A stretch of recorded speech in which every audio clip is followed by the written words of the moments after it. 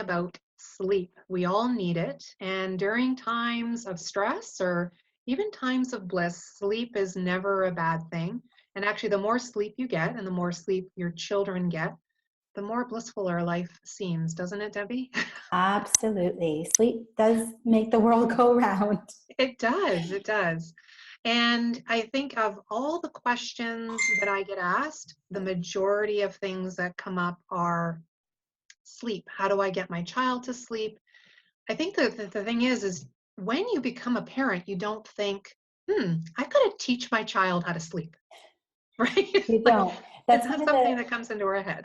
for sure. And one of the biggest things to keep in mind is that sleep is a skill. And it's a skill that a lot of adults haven't yet mastered.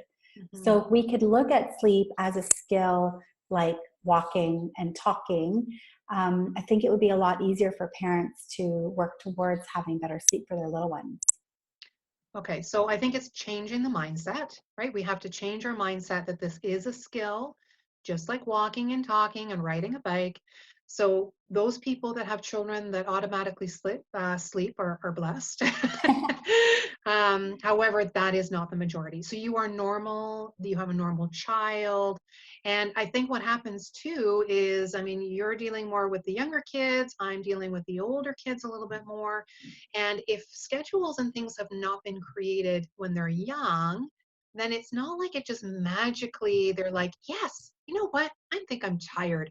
I'm going to go have a bath and put myself to sleep. That's right. That's right. Majority of kids, that doesn't happen, That's right? right. And I usually tell parents, there is, if a parent says to me, oh, my cousin's baby is such a good baby, they've never had to do anything, and they magically just started sleeping, it usually something that that parent did. They may not be aware of what they did, but often they might have done all the right things, not planning to and not realizing that they even did those, and very different from what maybe a parent has done that does have a baby that maybe struggles with sleep and that sort of thing.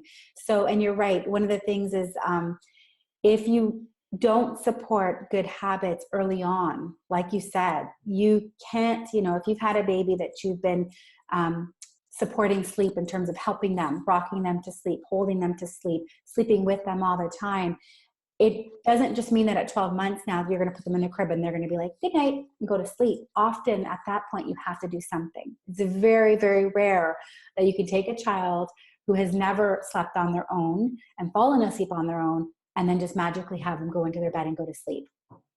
So definitely something that parents who are looking for better sleep should work towards. So there are things that you can put in place. And I think one of the biggest things that you and I always talk about is routine, consistency, schedules. Those are all things that will help little ones learn how to sleep without doing any kind of sleep training or formal sleep training. A lot of parents think that at some point, so they look at sleep training as a milestone where at some point I have to do sleep training, when that's not true. You do want to teach good sleep habits, but that can be achieved through consistency, schedules, and routines, as opposed to just jumping in and leaving your little one in their bed without planning for how we're actually going to do this properly. Absolutely. And, I think that's a good point too, that it doesn't have to be the worst time of your life, that it actually can be gradual, and it may take a little bit more time depending on your child, depending on you. And if you are going to step into this, you have to be ready, right? There has to be, whether you're dealing with a 3-year-old that can climb out of their bed and come follow you, or a 10-year-old or whatever that's climbing into your bed in the middle of the night because it's like, I don't want to sleep in my own bed, I want to be comforted by you. These things, you have to be ready to deal with what is going to happen. You're right. I completely agree. One of the biggest questions that I get is, when is the best time to sleep train? And that's not so much about your baby, it's more about the family. If what a family is doing is working for them, then they don't have to go into teaching independent sleep habits. It's different for every family. Some families can do well on co-sleeping, bed sharing, being, on demand, everything. But for those families maybe who are struggling, it doesn't have to be like that either. Some families thrive through schedule, routine, and consistency. So if families are in a place where they feel at whatever age, whether it be, like you mentioned, 6 months or 6 years or Mm. 16 years Yeah. where what they're doing isn't working for them, the number one thing is the parent has to be ready. You can't be Yes. doing that because you heard it from your friend or your parents are telling you to do it. The parents have to be ready to commit to it. Absolutely. And they both have to be on the same page, because if one parent is sneaking the child in back into the bed, or just giving the bottle in the middle of the night, or whatever it is to pacify the child, and then the other parent is like, wait a minute, I just did all this work and now it's unraveled in 2 days. One, you don't need to give up and say, what's the point? But be on the same page. For So, sure. and the other thing too is preparing the space, right? So, where a child is sleeping, what the room looks like, even for ourselves, especially as the children get older, that sleep hygiene, the space has to be ready for sleeping.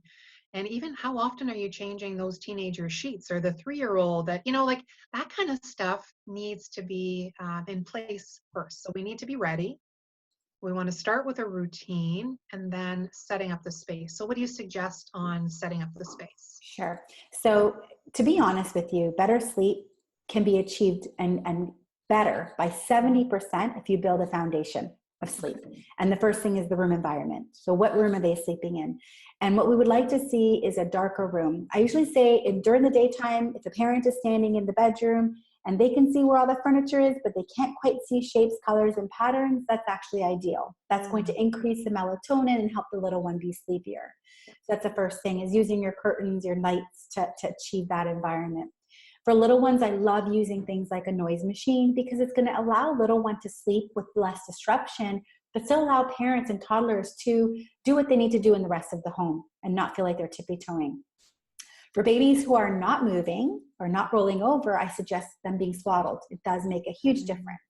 And for those who are moving over, we suggest sleep sacks. And the reason for that is because when they hit around 8 months old, one of the milestones that they're going to hit are standing up. And they're going to try and climb out and fall out of their crib. But a sleep sack will actually prevent them from being able to lift their leg high enough or being able to climb out of that crib. So it's going to keep them safer in the crib longer. And then finally, the room temperature. Ideally, we're looking for about 20 to 22 degrees. So again, we want that comfort piece. So the lighting, the temperature, the noise, the sleep sacks, so that we're preventing them from climbing out. Those are all things that are going to make a huge difference in sleep. And they're going to get you about 25% towards better sleep habits. Then the Mhm. second thing we talk about is a schedule. Mhm. Schedule is going to make a big difference, especially for little babies, because it's going to ensure that we're locking in that internal clock, the circadian rhythm, that we're feeding them properly, and that we're expecting proper sleep times and wake times for your little one. So that we're not putting them down when they've just slept and we're not putting them down overtired. So that schedule is going to make the world of difference. And again, it's going to get you another 25% better sleep. So if you're doing a schedule and you're doing the room environment, you've just achieved 50% better sleep and you've really not done anything else. And if you want to go a little bit further, now we work on really good feeds, especially for those babies that are under 1. With breastfeeding and bottle feeding, we want to make sure that they're eating properly if you're trying to encourage longer sleeps overnight. So now if you're working on the room environment, you're working on your schedule and routines, and you're working on your feeds, you've just achieved about 75% better sleep. And again, have not done any formal sleep training. So some parents will do that and think, oh my gosh, this is fantastic. This is great. And then others are like, you know what, I think we need to go just a little bit more. And that might be where some sort of sleep teaching will come into place. But that's certainly not the first step. That's the last step. The first is the preparation of it all.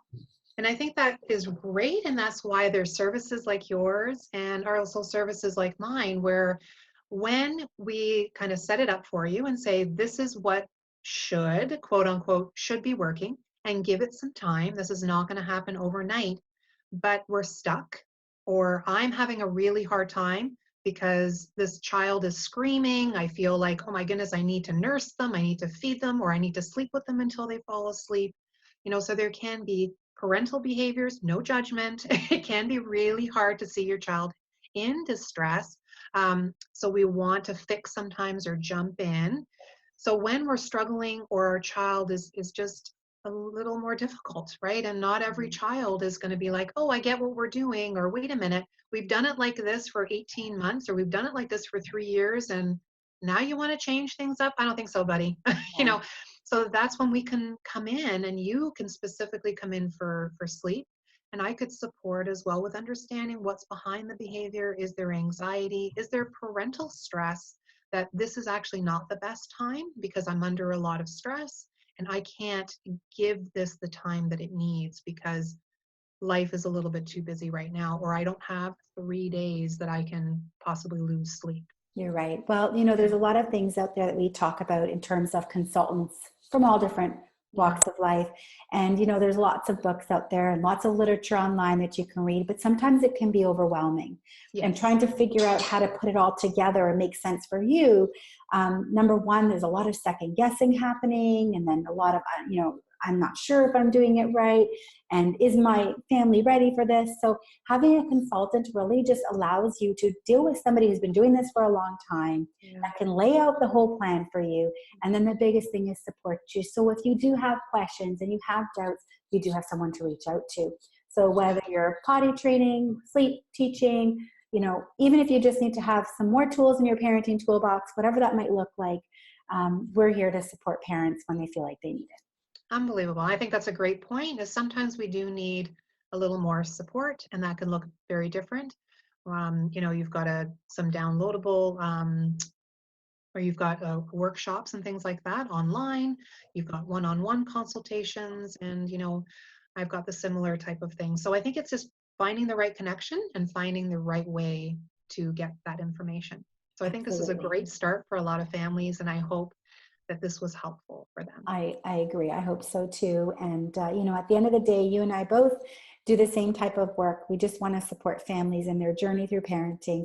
And, as long as everyone knows that we are here to help and answer questions whenever they need it, they're not doing this alone. And hopefully we can be part of that village and bringing it back to our families. Absolutely. Love that. Thanks so much, Michelle. Thank you.